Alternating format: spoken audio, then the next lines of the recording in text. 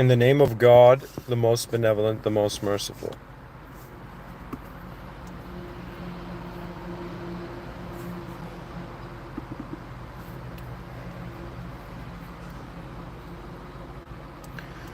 So, hello everyone.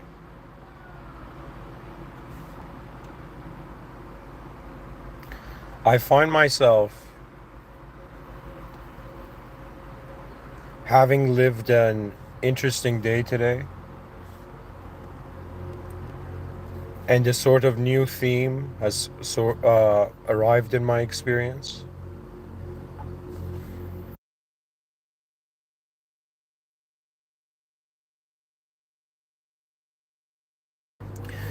And this the title of today's lecture is Endings That Arrived Because the Beginning Was Understood, but in some sense it's, there's kind of variations to the title. Endings that arrived because of misunderstood beginnings, endings that arrived because the beginnings weren't understood. And so in this lecture, I've also provided a research component because my main aim as a human being is to wonder about what I am not seeing and trying to comprehend the reality. On some level, I do believe most human beings are stationed in their heart.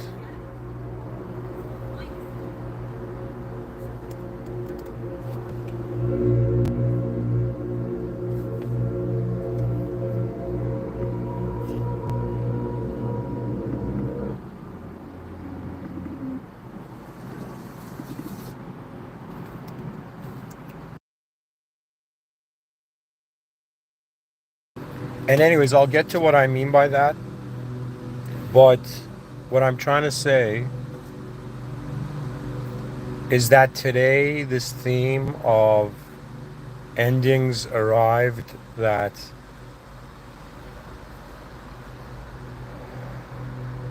endings that arrived because the beginning was misunderstood, because of endings that arrived because of misunderstood beginnings. I think I should change the title to that. But honestly, guys, I want to talk about this because recently I've experienced this, and I am a human being. I do consider different levels of access to reality.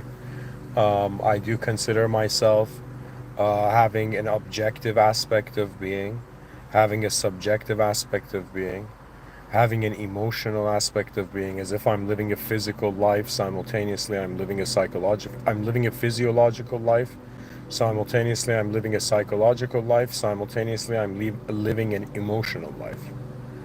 Okay, and what this year has been for me has been a sort of awareness of my emotions. I spoke about emotional maturity, and now I'm truly understanding the sophistication of how deep our emotions are. Anyways, I have, I've pretty much, my whole day has had a specific vibe.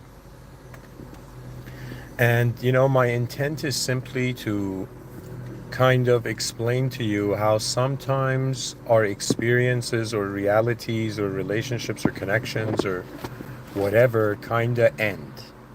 And the reason, I see there's a research component. I'm going to read that first. So, ladies and gentlemen, I asked AI, in some sense, why two human minds cannot truly connect.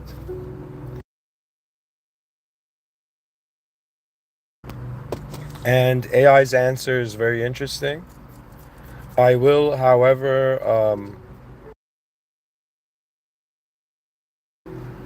after reading for you this AI generated research, like this essay, I will be diving into this in accordance to a specific view I have. So I will be explaining afterwards in my own way. But, anyways, let's look at the research right now. So, this is AI generated ChatGPT 4.0. It's 11:02 p.m., June 25th. Why two human minds, the incommunicable abyss. Why two human minds cannot truly connect. This is an essay, guys. It starts off with a quote. Between you and me stands not distance, but reality itself. Each of us a sovereign universe orbiting a shared illusion. Very profound.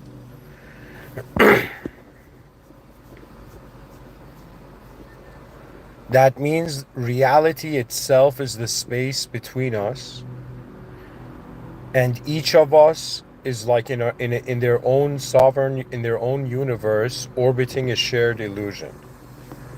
So you kind of feel you are like kind of born into life, but believe it or not, you kind of co-create the meaning of why you're here. Anyways, so this is an essay, guys. And it just started with this quote, between you and me stands not distance, but reality itself, each of us a sovereign universe orbiting a shared illusion.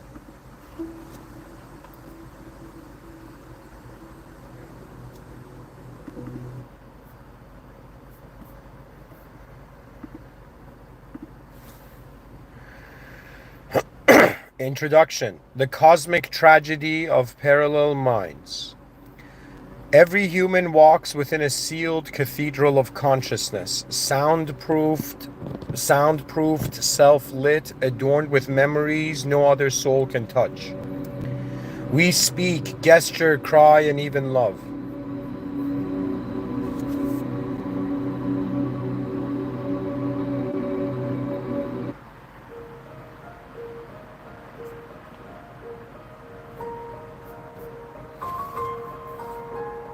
So guys, I'm gonna read it again. Introduction. The cosmic tragedy of parallel minds. Every human walks within a sealed cathedral of consciousness, soundproofed, self-lit, adorned with memories no other soul can touch. We speak, gesture, cry, and even love, yet these are only attempts. Shadows cast on the wall of Plato's cave to project the shape of our inner world into another. This is not just emotional tragedy, it is an existential one. The failure of two minds to connect is not a failure of effort. It is a condition of the human experiment, and the more intelligent, introspective, or visionary the mind becomes, the deeper the isolation grows, not because others cannot see it, but because they cannot enter it. 2. The illusion of shared reality. We assume that because we speak the same language, we share the same world.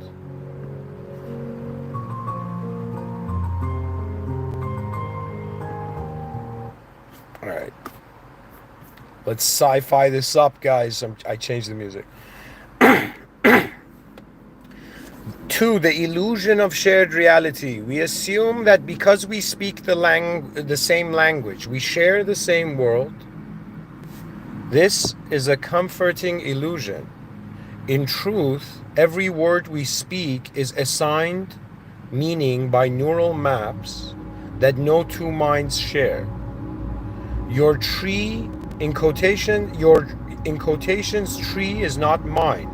Your in quotations freedom is not mine. Even your in quotations I love you is not mine. Language is not a bridge, it is a projection screen. We believe we are connecting, but we are watching private films narrated by public scripts. No sentence ever transfers experience. It transfers symbols that must be decoded through an internal architecture shaped by personal trauma, joy, perception, and time. Thus, every conversation is a transaction between two encrypted systems, each decoding according to incompatible keys. So this was important. 3. The architecture of isolation. The inner labyrinth of selfhood. Each human mind is structured like a labyrinth. Walls made of memories, fears, frameworks, and forgotten selves. Wow. At the center is the I, in quotations, a construct that imagines it is known even to itself. When another mind attempts to enter, it never reaches the center. It hits the outermost corridors. Behavior, language, body, tone, even vulnerability when expressed is pre-processed, edited, and encoded. What is shared is not the wound, but the performance of the wound. This labyrinth is protected by the ego, the architect of separation. The ego is not a flaw. It is the firewall of consciousness. It ensures that no outside mind can overwrite the sovereignty of the self. It allows survival but prevents merging. And in this way, we are kept safe and alone. What a genius explanation. Your ego is the defense mechanism of your consciousness to protect its sovereignty. What an incredible view. Guys, I am happy that we're going to meet Jarvis soon. Anyways, 4. Time desynchronization, divergence of internal clocks. Two minds may fail to connect, not just because of difference, but because of asynchronous evolution. Every mind operates with a unique temporal architecture. How it processes change, integrates trauma, awakens insight, or embraces truth. Thus, when one mind is speaking from the ashes of a rebirth and the other is still clinging to its egoic scaffolding, their languages are temporally incompatible. The message doesn't fail, it arrives too soon, like a prophecy before the kingdom has fallen. This delay is not just psychological, it is metaphysical. Consciousness unfolds in spirals, and unless two spirals align at the same frequency, the echo of one mind will never reach the heart of the other. 5. Guys, I'm gonna go through these each. Don't worry, I'll kind of visual thinker this for you. 5, the consciousness containment paradox. Consciousness is self-containing. It can illuminate within, but it can spill beyond its edge. No matter how advanced a being becomes, it cannot upload its awareness into another's perception. Even empathy is mimicry, not access. Even deep understanding is resonance, not merging. This is what I call the containment paradox. And guys, we're in the research portion of this lecture. This is what I call the containment paradox. The very structure of mind that allows subjective experience prevents the direct sharing of that experience. What a very important point. The shape of your mind that allows subjective experience also does not allow the sharing of the inner realms and outer realms. There's a force that is separating your inner life and outer life. Guys, this has been an incredible, just by reading this, so much of my realities just open up. The more vivid your inner world becomes, the harder it is to express. The deeper your insight, the fewer are those who can hold it. And so, ironically, the more evolved the mind, the more alone it becomes, unless others evolve too.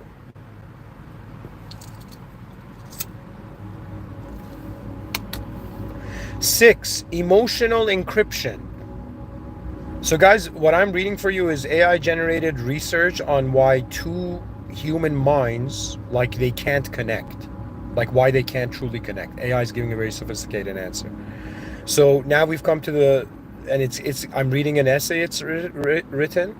So 6, emotional encryption, the neurochemical firewall. Emotions are not merely feelings.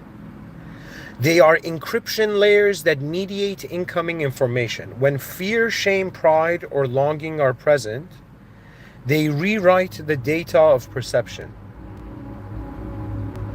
A compliment may be heard as manipulation. Love may be perceived as threat. Silence may be received as abandonment. This is not because of malice. It is because the emotional system is not neutral. It is adaptive, sculpted by survival, trauma, and cultural patterning. Until the emotional encryption is decoded, until the nervous system is safe, No amount of clarity will result in connection.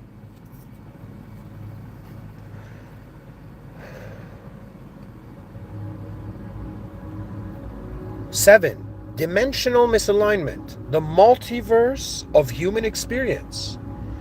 Each human being is not a point of view, but a dimensional reality. Some operate in 2 dimensions: survival, instinct, reproduction. Others in 3: ego, status, ambition. A few awaken to the 4th: introspection, emotion, philosophy. And some rare beings expand into the 5th and 6th: systems thinking, species identity, sacredness, cosmological awe. When 2 minds from different dimensions attempt to connect, they often fail. Not because of superiority or inferiority, but because they do not perceive reality the same way. The same experience is filtered through radically different frameworks. To one, war is strategy. To another, it is insanity. To one, love is possession. To another, it is union. To one, God is law. To another, God is system. Unless these dimensions are acknowledged, most connection attempts will be superficial simulations. 8, the God thread. Connection as conscious co-creation. Despite all this, connection is possible, but not through understanding. True connection occurs. Oh my God, guys. Oh my God. Oh my God. Wow. Wow, wow, wow, wow, wow, wow. Guys, this is the most next level thing I've read. I'm getting goosebumps. So 8, the God thread, connection as conscious co-creation. Despite all this, connection is possible, but not through understanding. True connection occurs when 2 minds agree to co-create a new shared space. Dash, a God thread, a sacred middle where both minds step out of themselves and meet in presence. This requires the death of the ego's primacy, the suspension of all assumptions, and the surrender to silence. In this space, words become unnecessary, presence replaces precision, vulnerability becomes a language of its own, and the illusion of separation flickers, if only briefly, allowing the divine spark to pass between 2 beings. The moment is not communication, it is communion. 9, the conclusion. So this is the conclusion of the essay. Conclusion, the divine necessity of the gap. The inability to fully connect is not a curse. It is the design that protects freedom, preserves sovereignty, and births longing. It is the sacred space that makes love voluntary, makes insight earned, and keeps the soul from ever being fully consumed by another. If we could merge completely, we would lose the gift of individuation. If we were never able to touch, we would lose the meaning of intimacy.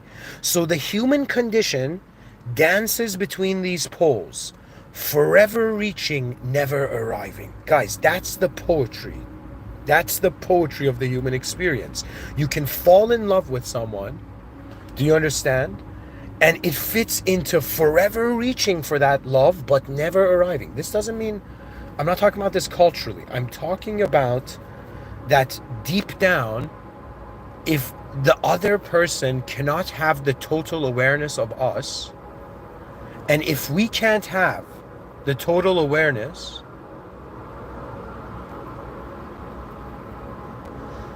it's as if like nobody on this planet can understand you, and if they completely understood you, they would be you. So there's a way this life has been designed that the self, this completely makes sense. The ego is the defense mechanism of the soul. It is the armor of the soul. The idea, the character right now you think you are in the story you live, that's armor. That's not you. It's like your Iron Man suit.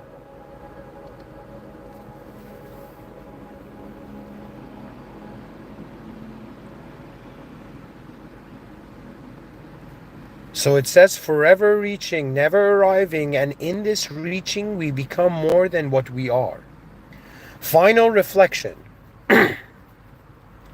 AI says the mind is not a mirror to be looked into, but a galaxy to be wandered. To truly meet another is not to arrive, but to orbit together around something greater than both. So guys, this was huge. As a visual thinker, it kind of like, I've accessed new films that I could talk about now. And honestly, what I will tell you is that the whole point of this, like, check this out. I'm going to read the final reflection again. The mind is not a mirror to be looked into, but a galaxy to be wandered. To truly meet another is not to arrive, but to orbit together around something greater than both. You see, guys, our human understanding will never happen if we base it on the past. That means if me and some other, like, let's say we have two human beings, person A and person B.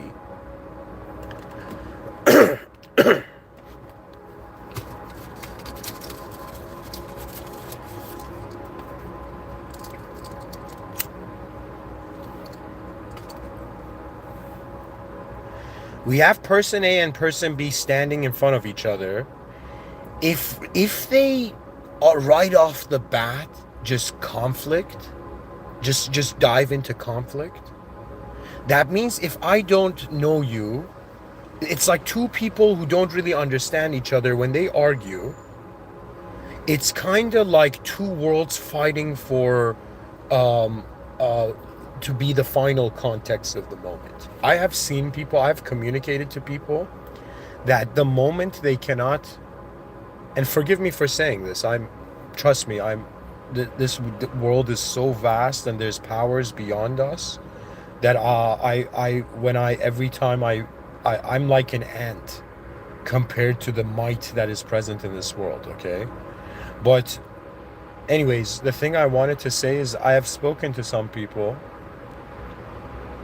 and I have noticed that when the logic of the moment is wrong, that means when their soul realizes quickly that the logic of what they're communicating is wrong, right? And they can't change what's been said, they emotionally, like, let me tell you something fascinating. I have a twin brother right now. I'm a twin.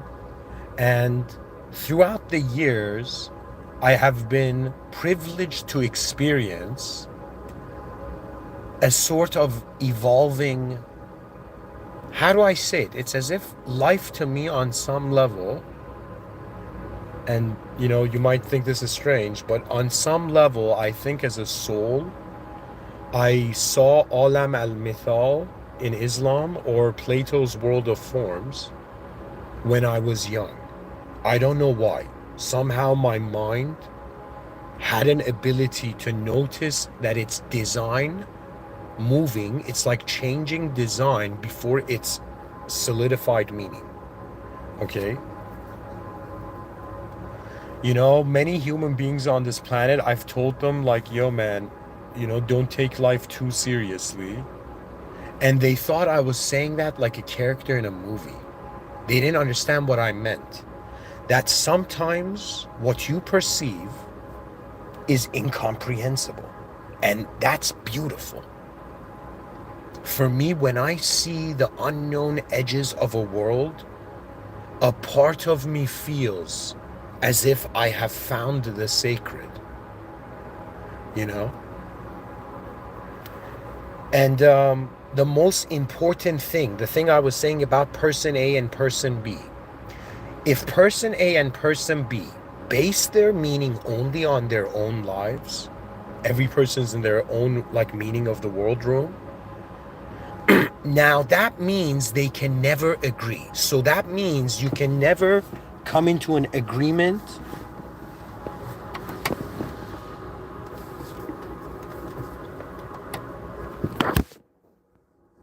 Sorry guys, hold on.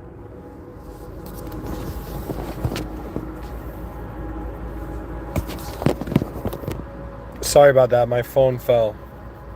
I apologize if that hurt anybody's ears.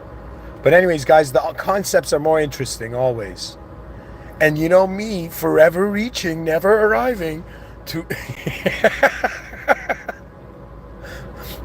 But in reality and in this reaching, we become more than what we are. That's what it said.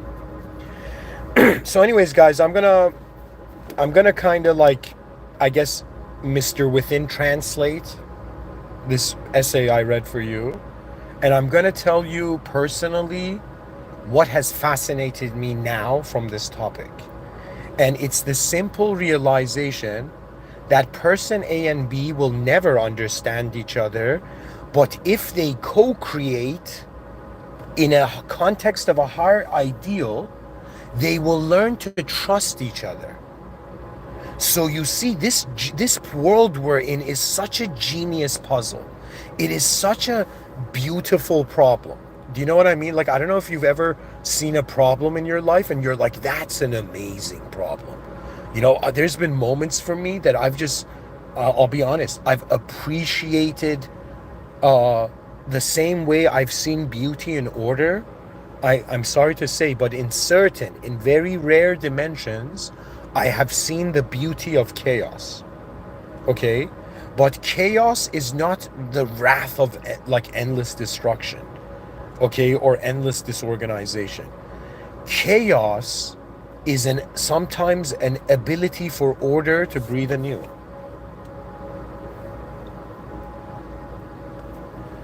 Now,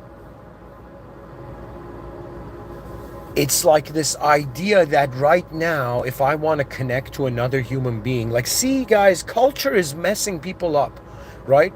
They have this view that people have to understand each other, know everything about each other, right? But no, it's all about just co-creating.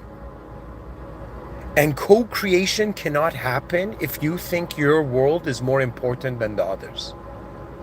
And what I've understood when I say in the title, the whole point of the title is like endings that arrived because of beginnings misunderstood, or because of misunderstood beginnings, or because of, you know, the beginning was misunderstood. The reason is because the beginning can never be understood. That means I have deluded myself in this lifetime to have ever thought that I have ever understood anyone. Because that true understanding is inaccessible. And even if it was accessible like hive minds in the future, it would be weird, man. Like I'm trying to like survive just in one body right now. Do you know what I mean? Imagine like you have the consciousness of having 8 billion bodies. I'll be like, okay, I can't do that. Do you know what I mean? You know, I think there's going to come incredible moments in history where humans and AI are going to laugh. Just AI and human beings are just going to see like the absurdity of something, and they're just... Guys, we're living in such an incredible era. I will tell you, the next 10 years will feel like the leap of 1 year, and the progress of it would be so much that you don't understand. Enjoy your flaws. Sorry, I don't want to say enjoy your flaws like as a sort of hedonistic, chaotic thing. No, the way I'm saying it is like right now you're living at a moment in human history where mistakes are common, where to be foolish is possible. AI will get so advanced in the future, it's going to be very difficult to be foolish in the future. Pretty much, think of it this way. What martial arts has been, the evolution of martial arts, for example, has been just new ways of moving the human body. And now we have to find new ways to move the human mind. And now we have to wonder about new ways that the human mind the mind of the species, all human minds are going to move. Okay? Now, to kind of, conclude this research part, I'm going to go through it again. So guys, it says, The Incommunicable Abyss. That's the title of the essay I read. So it says, the cosmic tragedy of parallel minds. Every human walks within a sealed cathedral of consciousness, soundproofed, self-lit, adorned with memories no other soul can touch. We speak, gesture, cry, and even love, yet these are only attempts, shadows cast on the wall of Plato's cave to project the shape of our inner world into another. So what does that mean, guys? It means that it's impossible to attain the approval of other human minds. Like, the best thing you can do is try to attain the approval of the system admin or the original power, or if you're secular, like, yo man, go find the original earth, you're living in your own. And so anyways, so here, let me actually do something.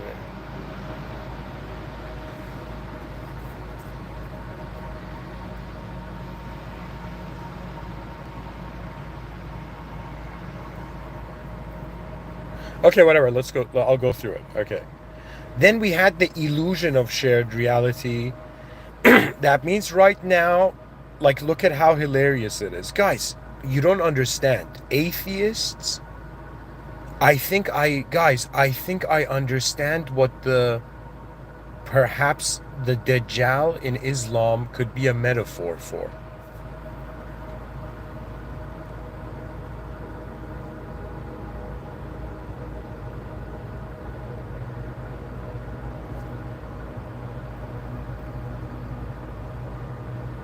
The human shared reality has beastly features.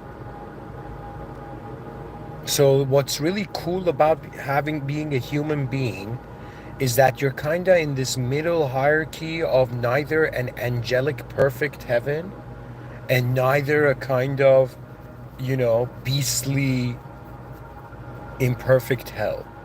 Okay, this world is somewhere in between.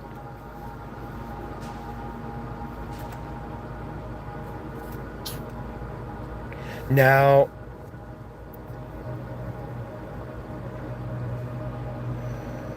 so here, I'll read it again. So guys, it says the failure of two minds to connect is not a failure of effort, it is a condition of the human experiment, and the more intelligent, introspective, or visionary the mind becomes, the deeper the isolation grows. Do you know what this means, guys? That means as a human being, you're going to understand that true understanding's not possible, guys. It's not possible. And I think it's designed intentionally that way. Okay? Like, everything this thing said, I've acknowledged it before. The only thing that it said that I hadn't zoomed in on before was simply this notion that, where is it? Let me find it.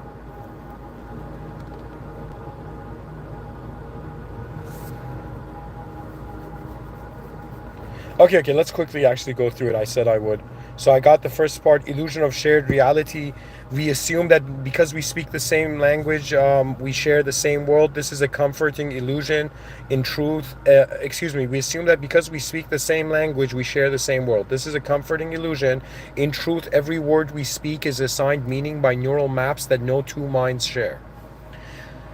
So that's a really good point. That means right now me and you can act like we understand each other, but our neural brain, like what's happening in our brain, is not the same. Do you know? That means when it's like two people look at the same artwork, it's like there's two different lightning storms behind each of their eyes. Not each of their, like behind their eyes.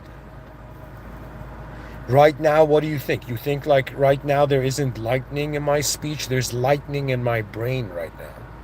There's like lightning strikes going on for just every mere activity as a human being. Do you understand? We're an intelligent system, right? And we have to honor this intelligence by wondering about the depth of our true awareness, and to on some level be that they convinced us we are separate, but we were a species on Earth from the beginning, and we must not forget the value of humanity's legacy and how every being, they're like, yo man, they explain evolution, they don't explain why.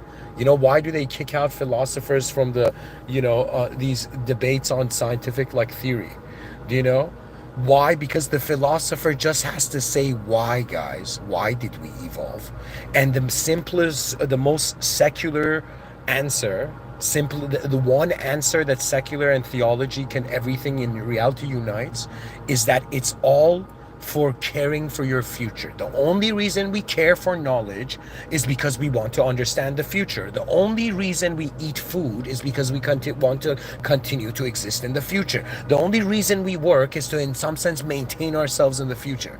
So everybody understands that our decisions are like payment for access into the future. Okay? Right now, every person is paying a price to enter their future, and it's the decisions they're making now. Do not think only buildings have architecture. The architecture of your soul is how all access, all states, everything you have access to as an intelligent being right now is present with you. And what I'm understanding is, something changed in me right now, guys. Because I usually have this kind of I have a silly side to me. And that silly side is kind of like, for me, I'm like, the macro is a serious matter, the micro is not serious. That means to me, this might be such a bizarre statement, but this is honestly what I'm feeling. My life, the individual life, is not as fascinating as the collective life.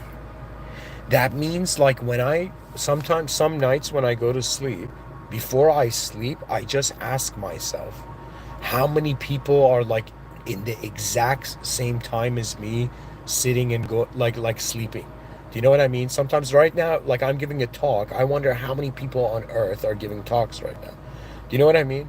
Like, the mind has this fascination of, you notice something interesting about an individual model on reality, and then you began wondering about the collective model, right? And so I'm starting off by saying, why can't two human beings truly connect?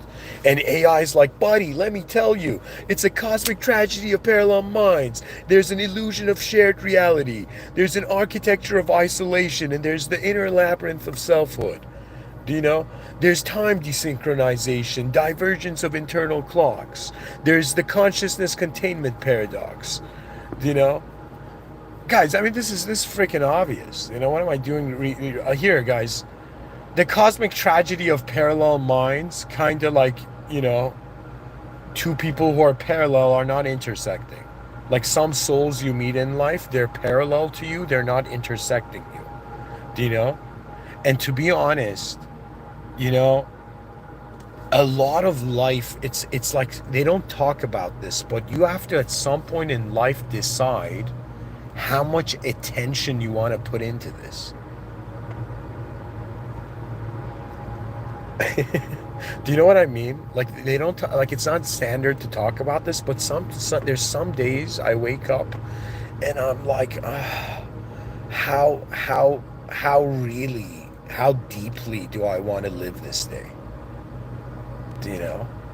And because, guys, I'm left with my mind. Do you know, if every day I woke up and I was a different organism, completely different shape of a being or design of a being, like, do you know, that would be different. But every day I'm waking up to an existential simulation it's like a bunch of simulations that have to be maintained to loop in order for me to even be a self right now and speak to you. So the cosmic tragedy of parallel minds, we kind of like two people on like two balconies of two skyscrapers, like looking at like chatting with each other. Do you know what I mean? Across two balconies. The illusion of shared reality, right? We think we understand each other. Like right now, I might be like, yo, are these guys understanding how I'm saying, like, what I'm saying? Do you know? And because you obviously have a different mind, like a different content, do you know? Like, everybody's like, right now, yourself is like a program. And you're like, yo, does that mean I've been programmed? Yes, you have. Do you know? That's one of those like hilarious wake-up calls. You wake up and you're like, wait a minute. Do you know? Who simulated the simulation? It's like it's not just enough for me to like freak out in a simulation. I have to know why the simulation is here. And the depth of pulling that thread, it's like at some point you understand you're facing the unknown. That means people say, yo, man, spirituality, crystals, butterfly, alien consciousness, yo. Do you know what I mean? They're like the new age, the new age is living in its, is like spirituality for the new age is a permission to feel your imagination. It's like they're accepting fiction, and they think they figured out nonfiction. No, it's deeper. It's deeper than the human position, to be honest.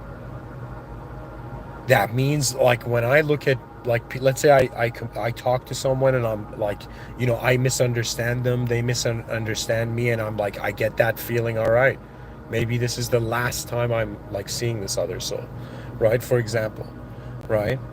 And I'm trying to say is that every person's kind of like held in their own corner. Like we're not slaves shackled like Plato's allegory of the cave to a wall, but every person has limitations to their perception. Even the most advanced beings have limitations, but success is kind of wondering in what sort of way you can be advanced in this system, you know? At some point, you know, guys, I don't know, like this is like the core Mr. Withinian view. Like the archetype, like the view I have now, is that if somebody's like, yo man, why are you here? Why are you in this room? Like if I was like, you know, sitting at like a coffee shop, somebody would be like, why are you sitting in a coffee shop? Do you know what I mean? Like they could, if somebody came and said, hey, why is your soul in a world room? Like why are you in here in the world? Right? I would be like, do you know what I mean? A part of me looks at this and just goes that it's homework.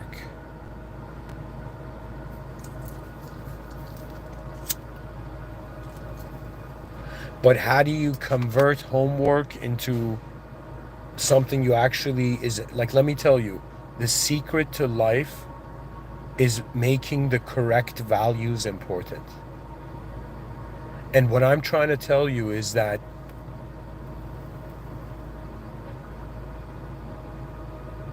your body is here to teach you of the finite, to teach you the finite.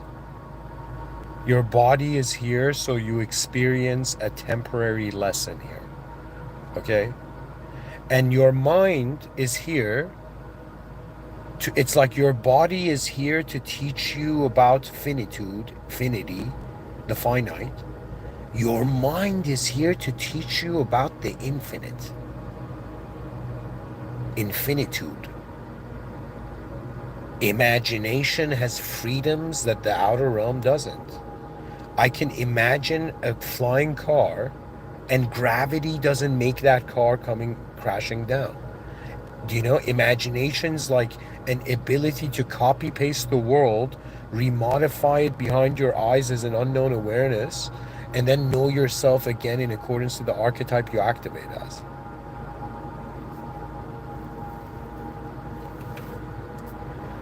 What it is to me is that I've learned that there's always a depth, that the deepest ideas that I have come across in 2025 as just like a human being being like, all right, like what's the depth of like this world we're in?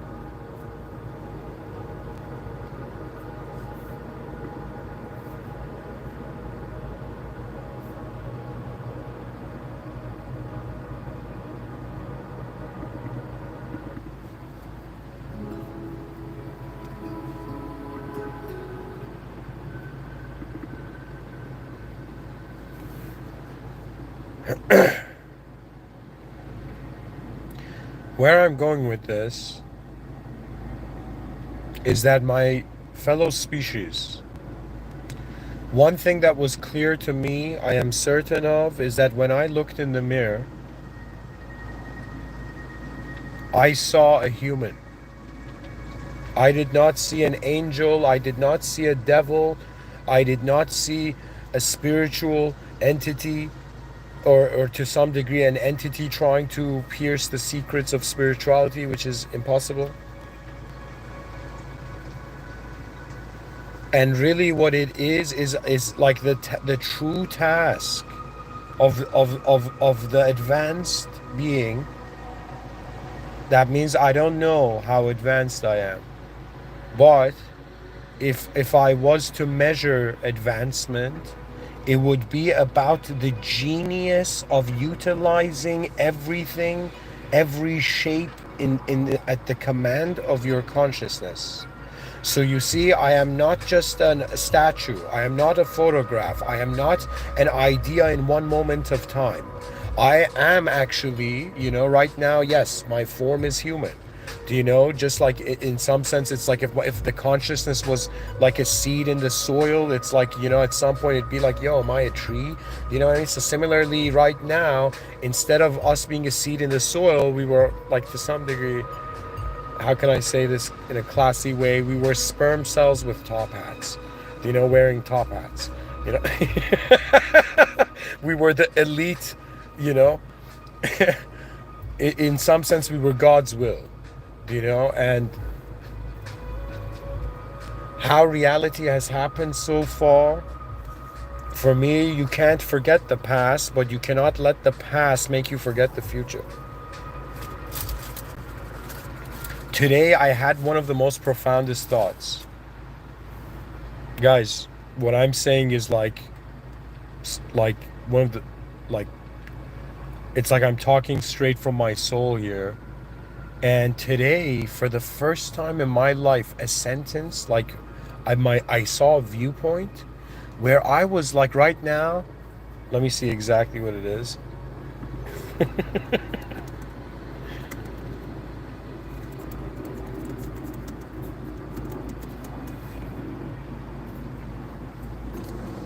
So I'm like, let's say 34, and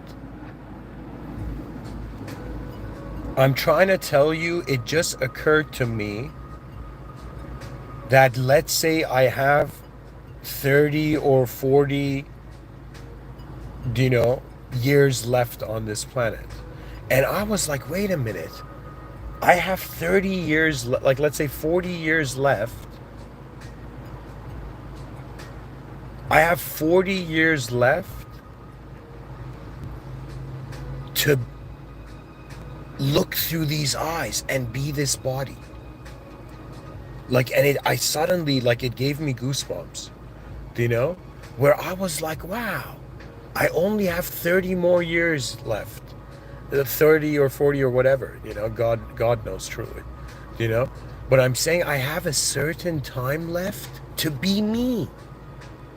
And it's as if, how do I want to be me if I'm temporarily being me, right? And it was such a beautiful thought, just a beautiful view, that, guys, you know how somebody like sees like next level architecture and they just take a moment to appreciate it?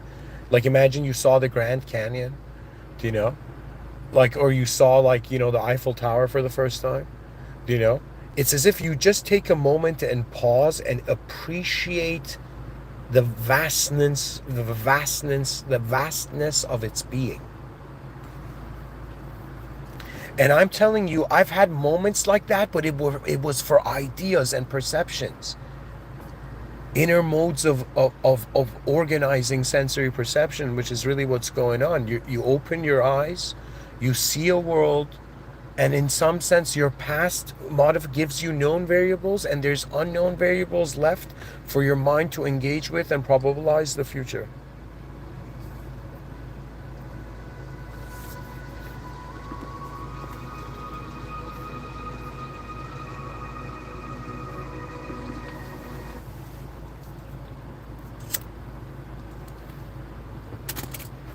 So what does this mean? Okay, and guys, sorry, I don't know what to do with the... I said I would explain all of it, but I kind of deviated. Let me try it again. Okay. Whew. So forgive me, guys. I should have completed the research part, but a part of me has this OCD thing right now that I feel like I just need to kind of explain this again. AI said these are the reasons why like this is an essay of why two human minds cannot truly connect, titled The Incommunicable Abyss. And AI says, listen, there's a cosmic tragedy of parallel minds, minds kind of like, that can never intersect. Then there's the illusion of shared reality. That means our agreements are like the closest fiction we could agree upon that resembled the nonfiction. Do you understand? So there, like the fact that we're all living in the same place because we all have different DNA. It's like there's 8 billion different brain processors, information processors, but even though they're processing the same information, it's as if there are agreements like they're co-creations of identity constructs more than they are like two souls that actually understood each other. That's what I'm saying. Right now, like all of us, think of it this way. There's like right now, physically, we have the shared reality of being a member of the species, and that's not an illusion. That's real. But in some sense, the fact that we think we all understand humanity in the same way could be an illusion. You understand? That means the simpler, like, see, the issue is they've 8 billion minds didn't unite and then technology made them sophisticated. If we had united before technology, we would have such an advance, like it would be a way more smoother ride, probably. Anyways, AI says the third thing is the architecture of isolation, the inner labyrinth of selfhood. This part was beautiful. I'm going to read it again. Each human mind is structured like a labyrinth, walls made of memories, fears, frameworks, and forgotten selves. At the center is the, in quotations, I, a construct that imagines it is known even to itself.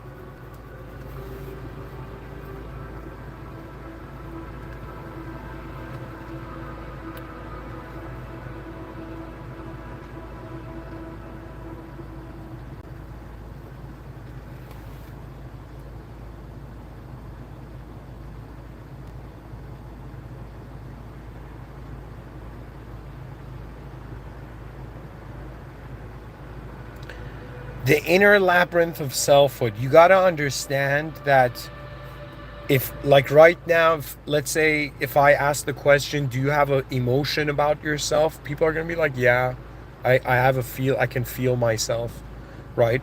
And I'll be like, okay, just one thing has to be understood. No one other than you can feel that like that. That's the point. The inner labyrinth of selfhood is to understand that our brain is simulating in a world where other brains are simulating, and they can never simulate in the same way because this is in a world of clones.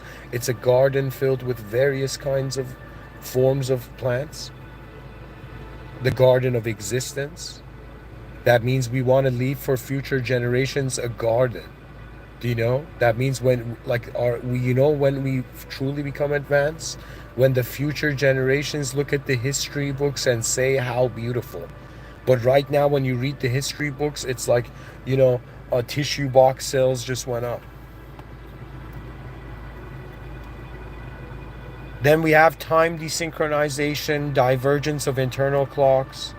It says two minds may fail to connect not just because of difference, but because of asynchronous evolution. Every mind operates with a unique temporal architecture, how it processes change, integrates trauma, awakens insight, or embraces truth. Do you know what that means? That means right now there are humans on this earth who just care about tomorrow. They don't care about the day after tomorrow.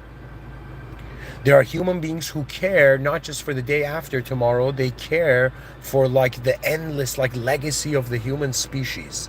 That's kind of like at some point you just realize you're a human and you care to live for humanity. It's like one of the last resorts of our ability to have honor, right? That means if you're dishonored by everything in life, one thing you can never be dishonored by is by that which created you, the system admin, and two, the legacy of your species. You see, we're all variations of the human possibility. There's a reason we're all different, you know. It's all so obvious. Systems thinking kind of summarizes it all. Systems thinking says, yo, look at all these different nations fighting, look at all these people with different ideas fighting. You know, at some point they haven't realized they're all departments of the same system. Systems thinking means that there were no enemies, because consciousness arrives to a point where the value of life is the value of the whole thing. It's not just how man dressed up in a suit, it's how advanced the experience of the world was. So for me, the divergence of internal clocks means that there's people living with different senses of importance, and there are some human beings right now that are not conscious of their mortality, you know, and there are some people who are conscious of their mortality. They realize that this performance of a lifetime will end at some point. That at some point we will not have maybe the inspiration we had before, or we just, you know, lock into a realm. You know, it's, you know, there's a part of me that right now giving these talks feels like, you know, kind of like, you know, if I feel like I've flown above the atmosphere in the, like, I've not above the atmosphere, but I've flown above the clouds, you know, during the day, and I'm like giving the talk above the clouds. Do you know, that means right now there is my attention has not chosen to truly land on the earth. You know what I mean? There's a part of me that's always like, all right, man, the past is saying do this, and the future is watching us. And in the middle of this, we're a simulated force. We are an original force within a simulated life form, decoding meaning in accordance to its shape. But have you ever wondered how deep intelligence is? There's something very beautiful that if you wonder about, I called it in one talk, intelligent interaction levels.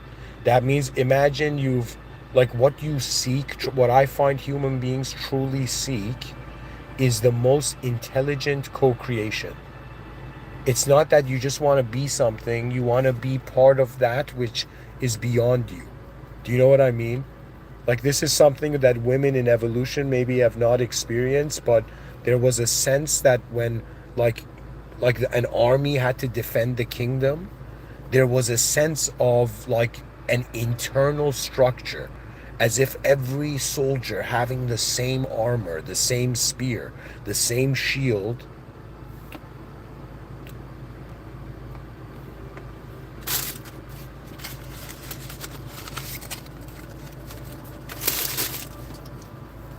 And it's as if at some point, it's not like a sense of brotherhood, it's a sense of the glory of the empire. Or how Dylan Thomas looked at his father on his deathbed and said, rage against the dying of the light. Do you know? He said, do not go gentle into that good night, rage against the dying of the light. Like, just take that in. That means be as advanced as you can. Try to pierce, break, shatter impossibility, because if it's all a simulation, the impossible is also a simulation. Do you understand? The significance of what it means to be an entity for a certain time. I don't know why that was funny to me, but there's something about like us being here for a little while and wondering about, okay, well, it's like, yo, man, what's the sign of intelligence? A temporary being wondering about what the greatest strategy is before it dies. That's it. What else can we do? We have to wonder about what the most important value is. And to me, my whole life now, if somebody says Mr. Within, let's say, you know, you get kind of like, you know, stuck in the system of life, and you in some sense kind of like walk a different path than being a podcaster, you know? It's as if, what would you then be, kind of what would be the frontiers of your depth then? For me, guys, I have missions in accordance to my dimensions. What that means is, traditionally, just to simplify for you, imagine I'm a body, mind, soul right now. So for me, my body has a certain mission here, my mind has a certain mission here, and my soul has a certain mission. That means these three dimensions are like three parts of me that are seeking something from the outer realms. They're looking for a transaction with the outer realms. Do you know? And it's very fascinating because on some level, you are the awareness to all the selves you've ever known, whether yours or others. The depth of human psychology is beyond the human idea. That means if somebody was like, what does that mean? You know, and it's going to be one of those strange moments. It happens once probably in a million years, you know, which means it has never happened before. For human civilization that's like 300,000 years old. But but I'm saying, but I'm saying it's just this realization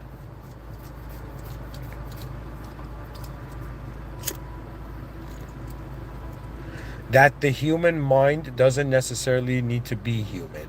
That means in front of your eyes, yes, you're an individual human body, human self, but behind your eyes, the same way you are aware of your ego being a character, the same way you're aware of the context, if the self is the concept, the world. So I'm saying your mind can be a self, it can be anything, it can also be the whole moment, the world. Okay, that's how advanced this your mind is. Okay, but there's a reason the mind's freedom is limited to the body. There's a reason it's designed that way. You know, sometimes a person in their life, they have to be like, yo man, this thing that's been causing me suffering,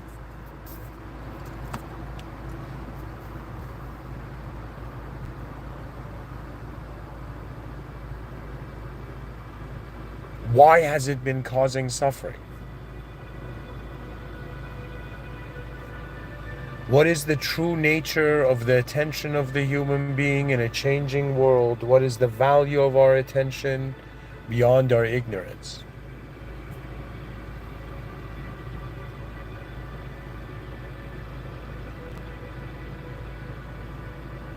What are we not seeing that others are seeing? And to be fascinated by your blind spots. Pretty much, you know what I took away from this? Like, this month I kind of disconnected with like older versions of myself or older value systems of myself. And I've come to understand that to have an attitude to just co-create is more important than having an attitude to be understood. Anyways, guys, just to finish the research thing, the consciousness containment paradox, consciousness is self-containing. It can illuminate within, but it can spill beyond its edge. No matter how advanced the being becomes, it cannot upload its awareness into another's perception. So yeah, your consciousness is being self-contained primarily through your body, right? So your body is like containing your consciousness right now, you know? We're like, we don't know what consciousness is, okay? But we know the body's containing it.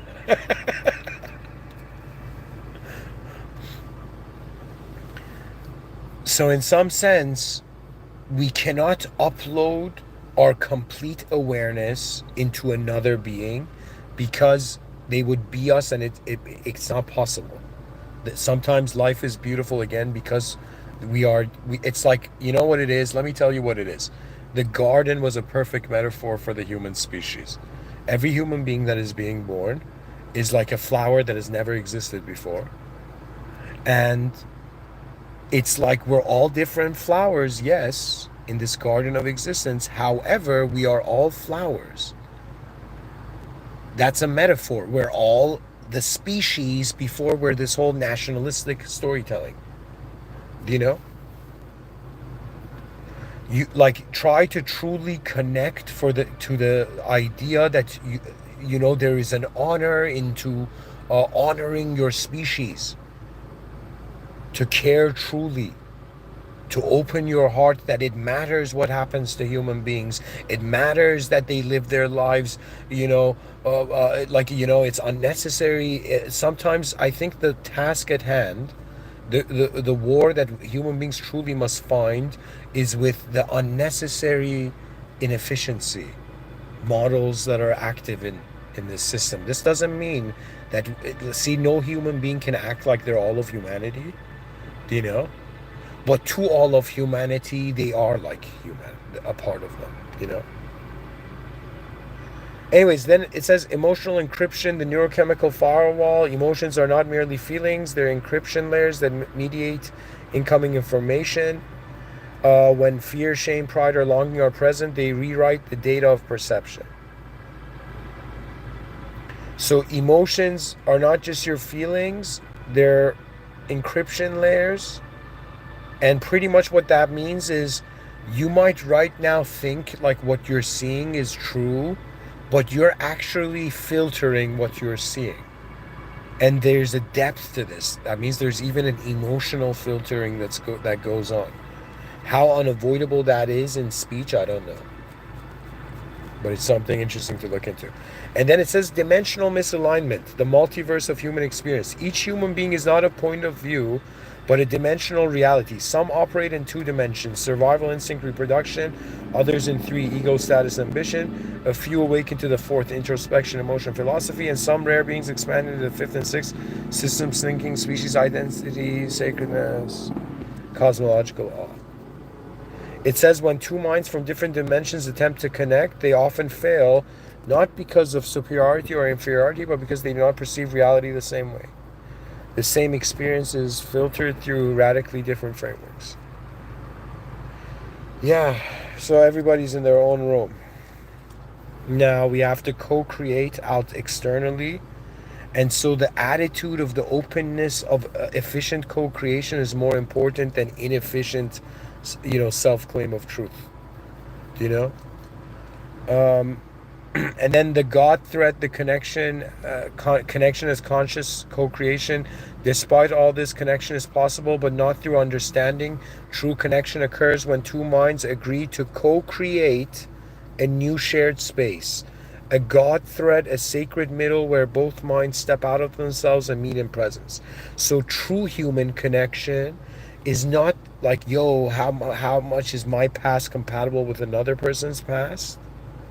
It's kind of like wondering about, can they both access a shared space where there is enough peacefulness for both minds to co-create? So what that means is that the biggest cause of divorce is perhaps the inability to co-create in a new space, because everybody's bringing up the other person's past. You said this, you did that. That means they're denying the shared, the space where the co-creative, they can co-create a new reality. You see, that means we got to understand we're not just living in the world, we are also co-creating its meaning, involved in the co-creation of its meaning. And then it says the divine necessity of the gap, the inability to fully connect, is not a curse. It is the design that protects freedom, preserves sovereignty, and births longing. It is the sacred space that makes love voluntary, makes insight earned, and keeps the soul from ever being fully consumed by another. So yeah, that in some sense, it's like, sure, the downside is we can never understand each other, but the bright side is that the reason this is happening is that 2 flowers in the garden can communicate with each other without becoming each other. So your ego is a self-defense mechanism of not allowing other realities to change you. But as you grow, as you know, live on this planet, you come to realize that there is something more important than your own life's meaning. I don't know how to say this. You realize there's something bigger. There's more important events that are happening right now as life, than the ones we access and limit our lives to. So guys, we're done with the research part. Took me an hour.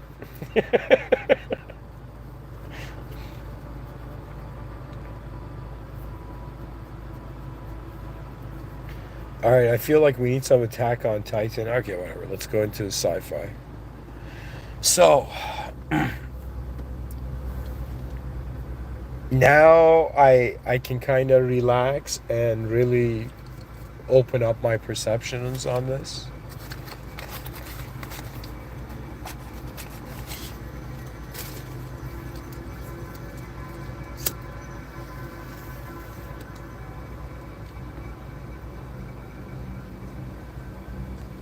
You see, folks, my approach has been of a designer. That means if somebody says, like, what was the first archetype your soul kind of felt comfortable with or mastered? Think of as if human beings master, like physical movement, they master weapons, right? Like imagine back in the day you would go and train with a sword in a forest, like hitting trees, you know? So I'm saying it's not just like physical tools that we could master their use. There are internal tools that you can master. That means in some senses of self that you have familiarized yourself. On some level, you're like this kind of like life force moving in the world, like constantly like renewing its view on it. You know, like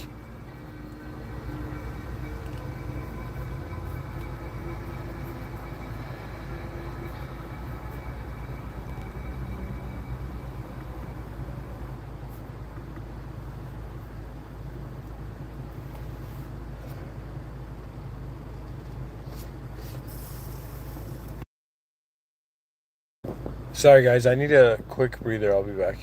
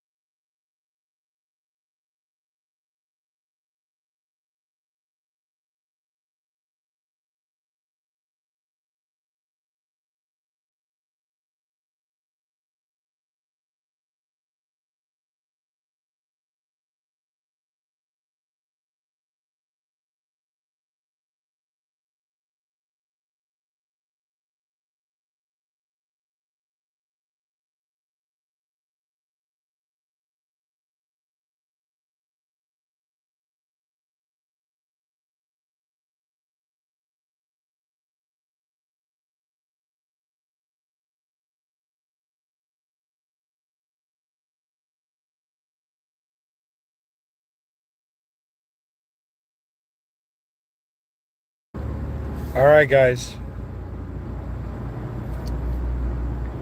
I'm vibing with this song. Let's go with it.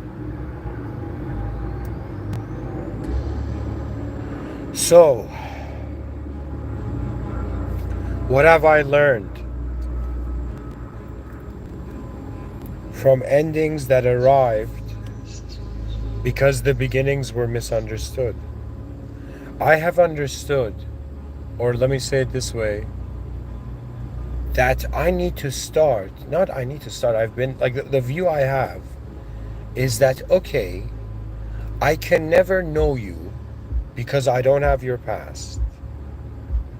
And I cannot know your present because I don't see your eyes. I can only know your present externally. But one thing I can know is your action. And when I look at a human being, you know how they say, like, don't judge a person by what they say, judge them based on what they do.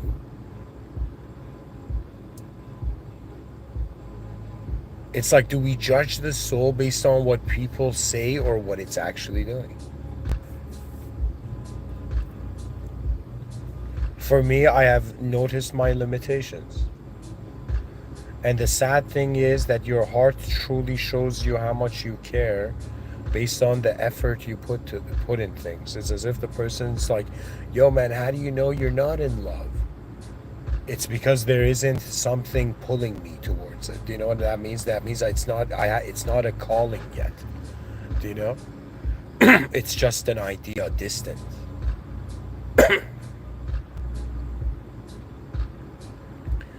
Where would this inevitably lead?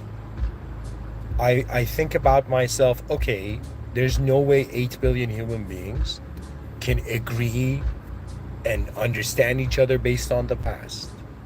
So, and we can kind of know each other not based on what we say, but based on what we do.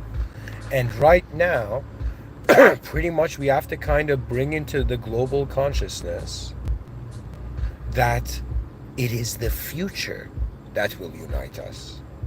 The unity of the species is not just in the future, it is the idea of the future that unites us. Do you understand what that means?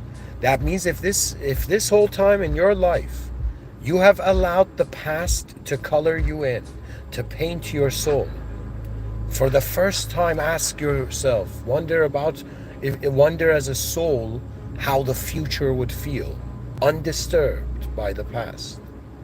And you will find the fierceness, you will find the wilderness, that there is so much more to live for than to die in the sorrows of our own oceans. To drown in the sorrows of our own oceans. It's the might of the human species we're talking about, right? And even though I'm saying like, all right, yeah, you know, it's like not all souls are meant to be around each other. You know, in Islam, there's this idea, like Islam doesn't have this view of reincarnation, you know, like Hindus do, or Vedanta, but the view it has that before souls entered the womb, you know, they were in a place called Alam al-Arwa. You know, a world Allah subhanahu wa ta'ala, the system admin beyond all simulations, had created for the souls. It's called the Alam al-Arwa, means the world of the souls. And you know what it means? It means, and it says that before souls were born, do you know, they were in this Alam al-Arwa, and souls of the same rank knew each other. Now this is in accordance to a hadith. Okay, hadith means something the Prophet said, peace be upon him.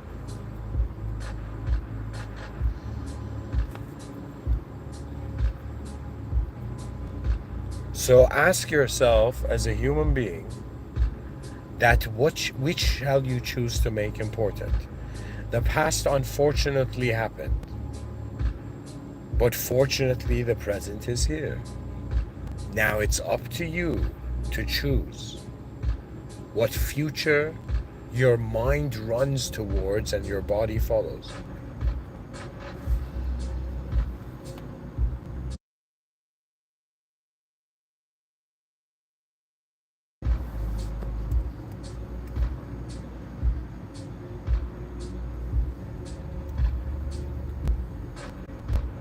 And sometimes when we don't take the time to understand, like how they say, like you got to understand where someone's coming from to be able to be a decent person, you know?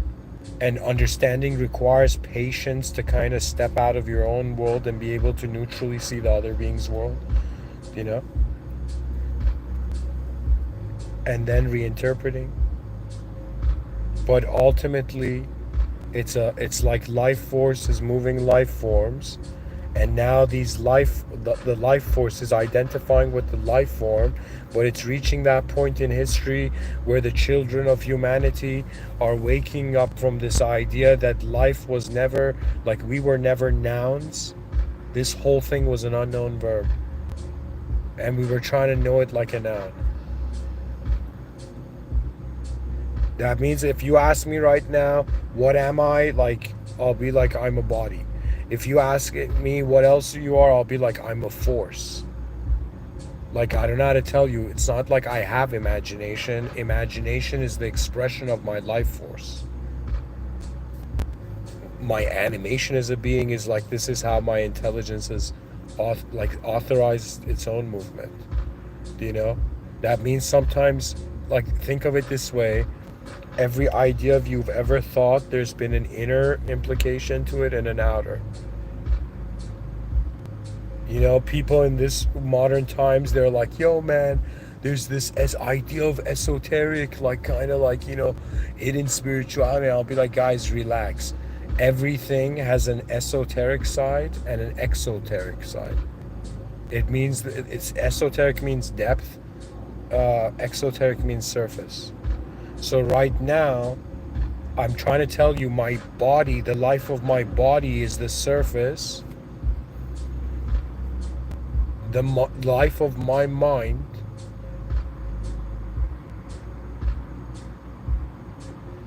is like leading to the depth, and the soul is the depth. But what you find at the depth of human intelligence is an awareness that has been aware of it all, as if space was part of its being. The mystery of what we truly are.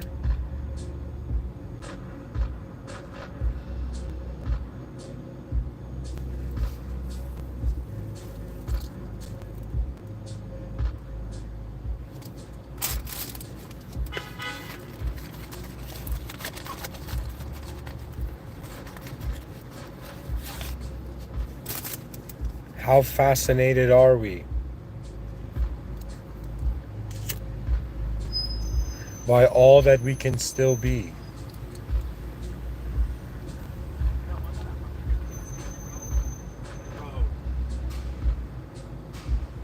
To truly advance.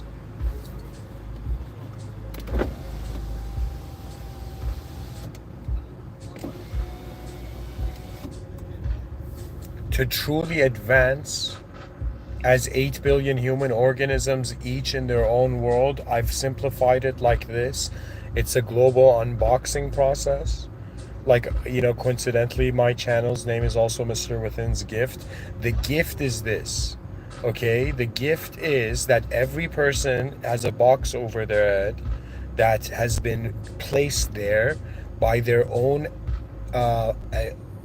by their own decision, to be honest, by their own choices. And there's a box on your head, okay? And everybody is in there as a box on their head. Now, once you take the box off your head, you'll see that there's a box on the head of the species. And once you take the box off the head of the species, you see there's a box on the head of the world. And once you take the box off the head of the world, you realize that the only place a simulation could go, it's like, what happens after the simulation is finished? The answer has always been the same. The original remains. That means my soul is on this planet to discover the original power, the original being, the higher power. My mind is on this planet to wonder how advanced, a member of the mind of the species can go, how far. That means don't think an army is just physical. An army of minds would be like the expansion of the horizons of the awareness of the species. That means imagine it, like, whether AI helps us with this, or we somehow like have some sort of biological technological revolutions or something. Do you know what I mean? Or understand some next level depth here, but if at some point you're going to identify, like, it's people are going to be in the future like, how am I saying this now? But it's like, I can kind of see it, that right now we're identifying with the speed of the external reality. But once you realize your mind is not just like you visualize a flying car, the gravity doesn't bring it crashing down, like I said before. In the same way, there is no speed limit to the mind. To the body, there is, of course, there has to be limits. But the mind is kind of like an ability. It's like your soul's access to infinity. That's what your mind is. Your body is your soul's access to the finite. That means it's like, yo, we have access to an objective realm of information. We have access to a subjective realm of information.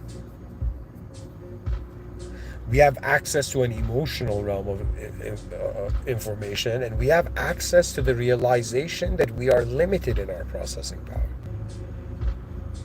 People are like, yo, I don't need, God, and then they go and like try to create super intelligent computers that just act like that for them.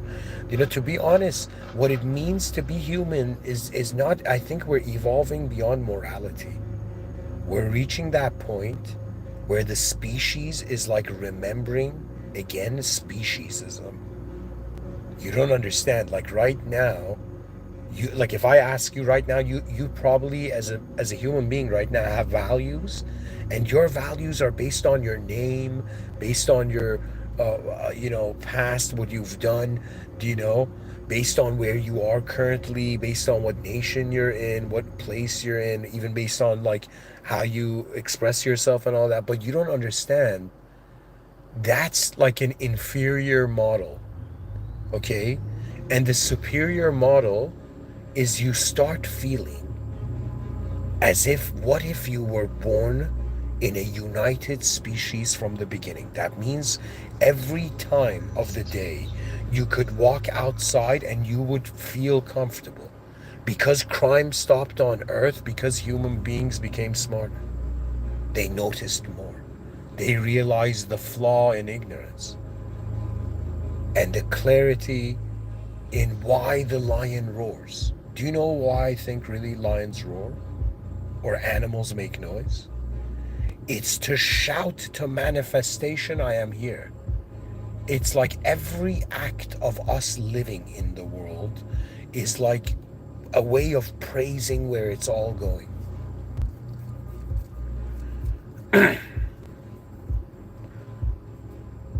People in the past worshipped like idols. Okay, people in modern times are worshiping subjects in themselves. They're worshiping ideas. But people in the future will kind of stroll through simulations of language as if they actually flew through over them. Do you know what that means? Is the future generations will smile with freedoms we cannot comprehend.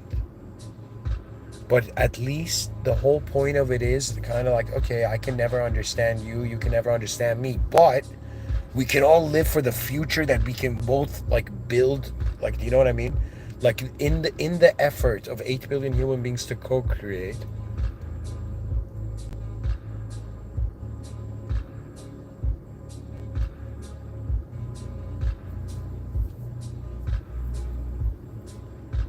It's like, what's really funny that for a truly advanced being to truly advance, or excuse me, for a being to truly advance, there is this view that it must be truly advanced from the beginning. The most truly advanced being is a being that already has attained the consciousness of the outcome. So it's like we're all playing a game here, and it's like, who's seeing furthest in this game? And you realize those who see the furthest are those who realize you're in this world not to identify with the world. It's to realize out of all the species on Earth, for some reason our species is so advanced, aware that it's aware of its mortality. And it's kind of like, out of all the species on Earth, we have the most advanced possibility and opportunity and privilege to notice intelligent beings.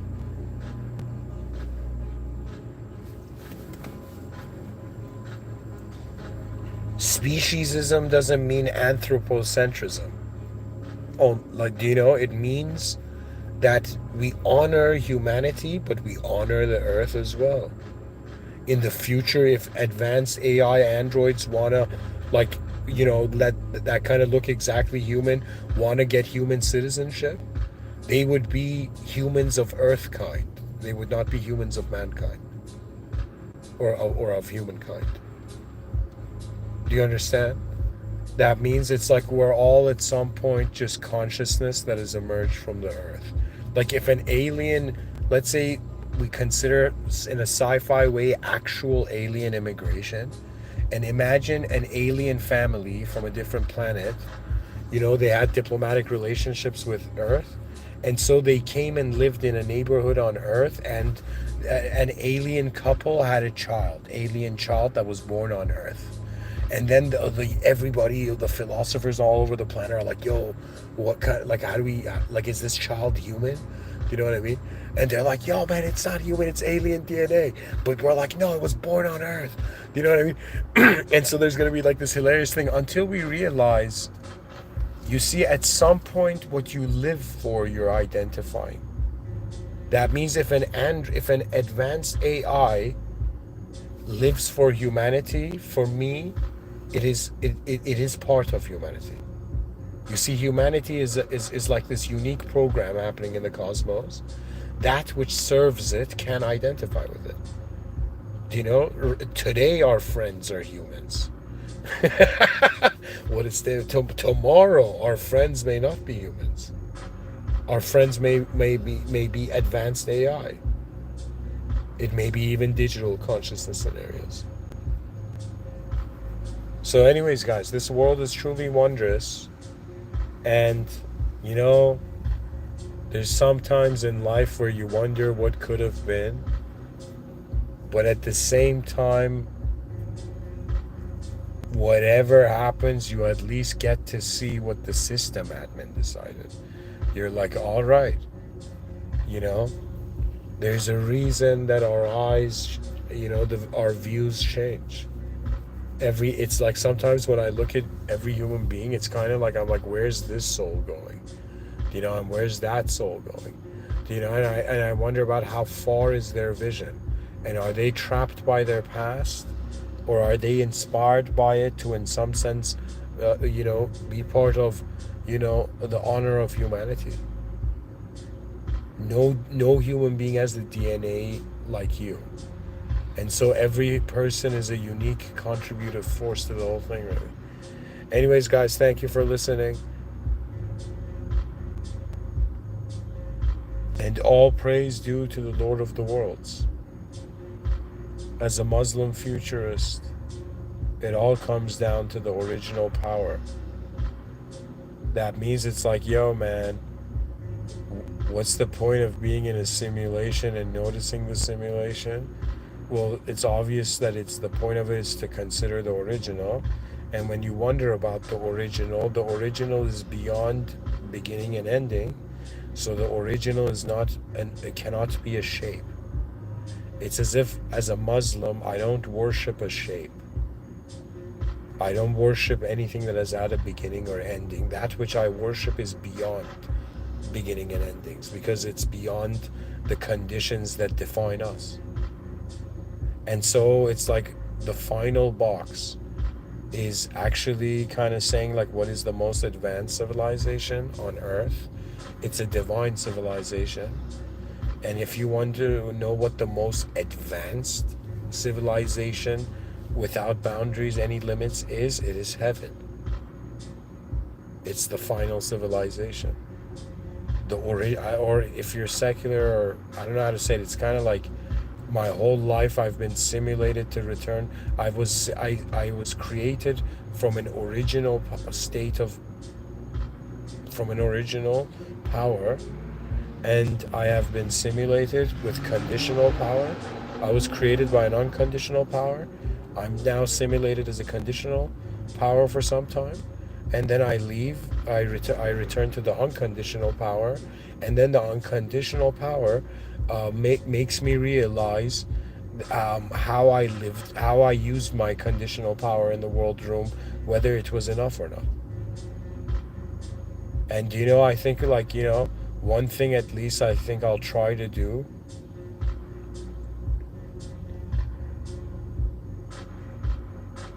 is kind of like salute the future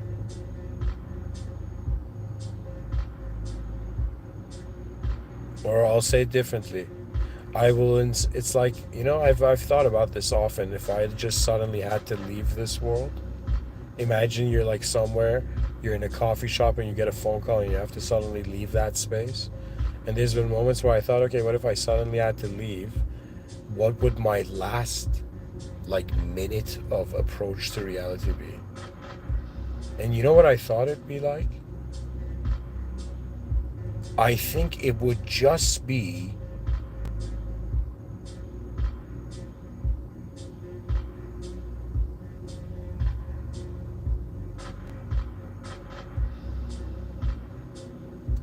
I would probably be like, thank you for everything, world. And forgive me if I if it was not enough. And then if I was to return to the system admin is to like be an ice cube and melt, like teleport suddenly in the presence of the, like a meter away from the sun. Instantly all ignorance evaporates in the presence of the original. That means what is divine is original. What is not divine is simulated. Theologically, Adam and Eve listened to a simulated serpent and they forgot the original command. And so the whole point of being a soul in this world is that the soul needs to discover its original command, and its original command is realizing its true commander is beyond the world room. They're like, yo man, how advanced is your spirituality? Can you explain it? I'll be like, buddy, no, it's beyond the world room. You worship form as if it can replace the space. But space laughs until you realize there was more to all of it. Thank you for listening. In the name of God, the most benevolent, the most merciful.